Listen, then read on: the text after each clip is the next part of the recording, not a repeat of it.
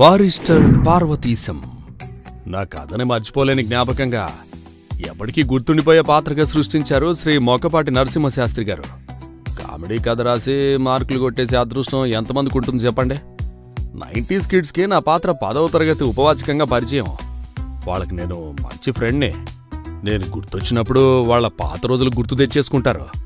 Dilwale FM channel ద్వారా ఇప్పుడు కొత్తగా నా గురించి తెలుసుకునేవారికే కాదు, ఆల్రెడీ నా గురించి తెలుసుకున్న వాళ్ళకు కూడా కొత్తగాను కనువిందుగాను ఉండబోతోంది.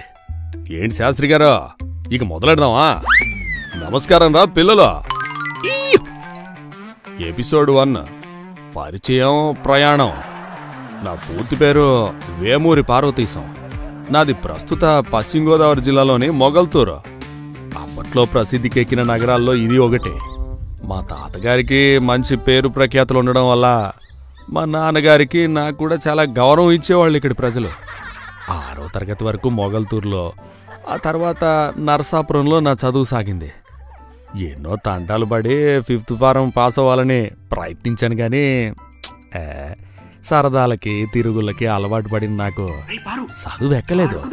దాంతో మా నాన్నగారు మళ్ళీ నన్ను ఊరు తీసుకెళ్ళిపోయారు. ఆ తర్వాత కూడా చాలా కష్టం మీద 5th ఫారం పాస్ అయ్యాను.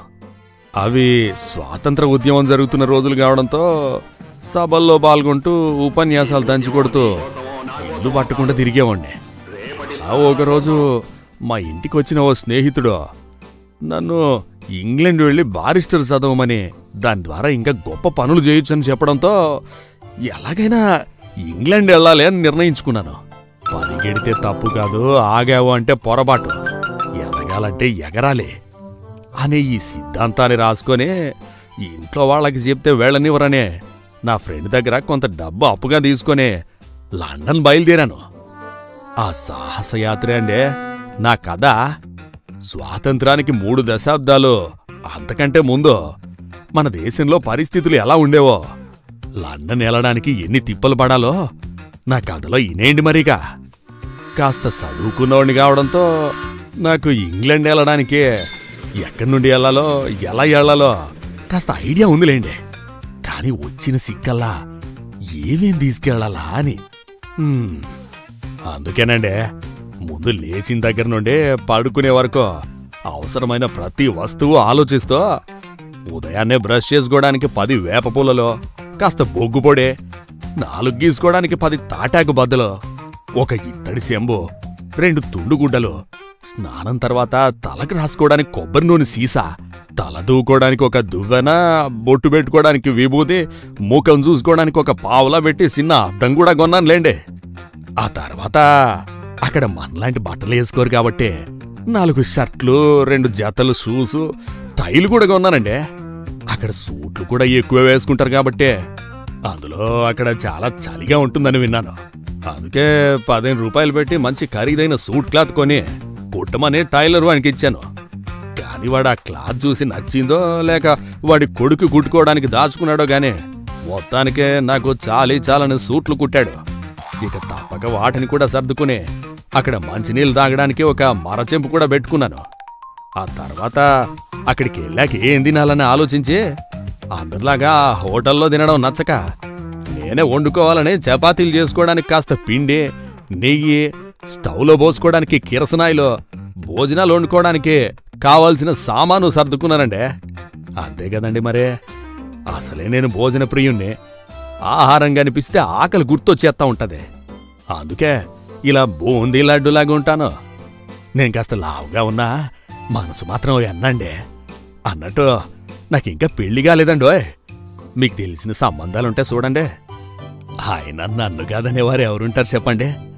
అయ్య బాబోయ్ సిగ్గొచ్చేతందండోయ్.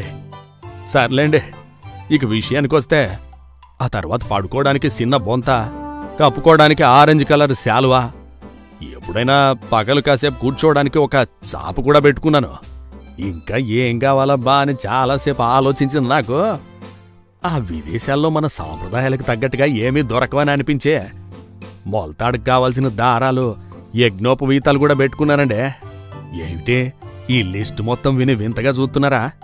మరి ఏం చేయమంటారు? వెళ్ళేదే దూరదేశం అండి. ఏ చిన్న వస్తువు మర్చిపోయినా అక్కడ ఇబ్బంది పడాల్సి వస్తుందనే కాస్త ముందు జాగ్రత్త అంతే. అందుకే నా తెలివిని ఉపయోగించి ఇవన్నీ సర్దుకున్నాను. ఇక వీటిని పెట్టుకోవడానికి ఒక పెద్ద పెట్టి కావాలి కాబట్టే మంచి పటిష్టమైన రేకుతో నేనే దగ్గరుండే ఒక ట్రంకు పెట్టి తయారు చేయించి దానిమీద కుంకుమ రంగు వేయించాను. అమ్మయ్యా, కావాల్సినవన్నీ సర్దుకోవడం పూర్తయింది. ఇక మంచి రోజు శకునాలు అవన్నీ జాగ్రత్తగా చూసుకొని ఎడ్ల బండి మీద పడవల రేవుకెళ్ళాను. అక్కడ నీడదవోలు వెళ్ళడానికి పడవెక్కి కూర్చున్నాను.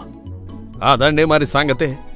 పడవలో ఆహ్లాదకరమైన నీడదవోలు ప్రయాణం ఎలా సాగిందో, రైల్వే స్టేషన్ దగ్గర కాశీగాడికి ఇచ్చిన సూక్తులేంటో, స్టేషన్ టికెట్ కౌంటర్ దగ్గర చేసిన రచ్చ, అయ్యి బాబోయ్ బోలెడు విషయాలండి. తర్వాతి భాగంలో తెలుసుకుందాం. అన్నట్టు చూడడమేనా, కాస్త దిల్వాలే ఎఫ్ఎం ఛానల్ని ఒక కన్నేసి ఉంచండి.